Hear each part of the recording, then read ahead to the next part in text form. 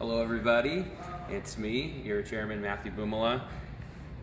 Hey, I'm John Lee, your state committee man. I'm Tricia Davis, standing in as a proxy for State Committee Woman Ann O'Neill. We are just wrapping up from the quarterly Central Committee meeting for the Washington State Republican Party and also the action conference that they have going on here in Kennewick, Washington. And we have some good information that we're going to share at the quarterly meeting in detail, but we figured we'd get ahead of it and tell you some of the nuggets that we have going on. So one of the bylaws proposal changes that was introduced, the only one really, was introduced by none only than our committee man, John Lee. And that bylaw proposal was asking that our national committee man and national committee woman, when voted upon the committee, would execute the will of the body. So if we were to vote on something, that they would execute that. And that was inspired due in large part by our last meeting we had in January, where we endorsed Harmeet as the RNC chair, and we had asked that they would honor the will of the body by doing that.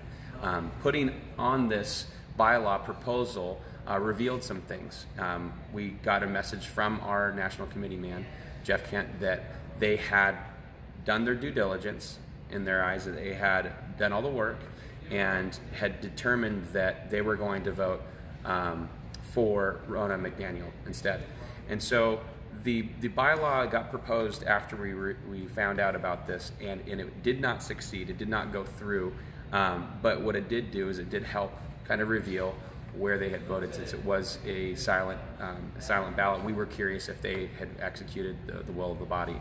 But John had brought up a really, really good proposal, and we were able to at least give a little details on why we would want not our national committee man and committee woman to do everything we wanted all of the time, but just when we voted on something that we saw was important and an exception, that they would consider it. And unfortunately, it was shut down this time, but maybe we can go at it again as we attempt to whack the piñata a little bit more and keep a bottom-up organization in the state, or at least create one like we do have in Clark County. So that was a really big piece that John brought to the table. But we had a lot of other things that were brought to the table as well, and we went over. And John, one of those was SB 5599. So give us a skinny. And we've heard, obviously, not only from you, but from all of the citizens around the state, frankly, that when Senate Bill 5599 attempted to remove parental rights, in essence allowing your children to receive medical procedures without the parents' consent, and yet the parents were going to be obligated to pay for those, what an outrage. And so because this just passed and got signed into law at the last minute, we brought forward a resolution that condemned that action on behalf of families throughout our entire state, number one. Number two, we met an individual, an activist in the party, who was going to bring forward a referendum. That a referendum is different than an initiative. A referendum is used to overturn something the legislature does. And so you're going to hear very soon the opportunity to collect signatures on this referendum to overturn what the legislature did in SB 5599. The challenge is we're only going to have about a 2-month window to collect 200,000 signatures. So it's going to be imperative that our PCOs immediately hit the ground running and talk to all of their friends and neighbors, get signatures, and this ought to be one of these 90-10 type issues that 90% of the people are going to absolutely agree. Parents must be in control of their children and their children's health care.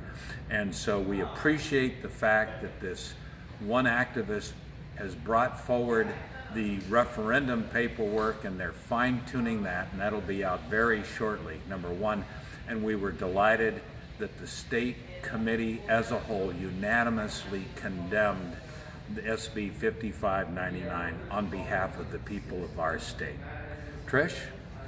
Well, first I want to say it was quite an honor to be proxy for Ann O'Neill. This is my first visit here, and I learned many, many things, and I met wonderful people. They really honed in a lot about the upcoming 2024 year. For all the PCOs, it's going to start getting busy for us. we got our work cut out for us and we're ready to do it. In addition to the referendum, we're going to have a big year ahead of us. So I learned a lot, and I look forward to passing all that on at our Central Committee meeting.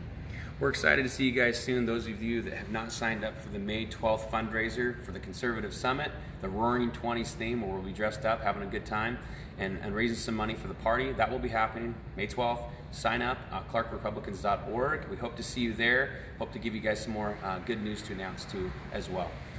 And we'll see you at the next Central Committee meeting for the Clark County Republican a week and a half later, where we'll give you a little more details and answer all of your questions.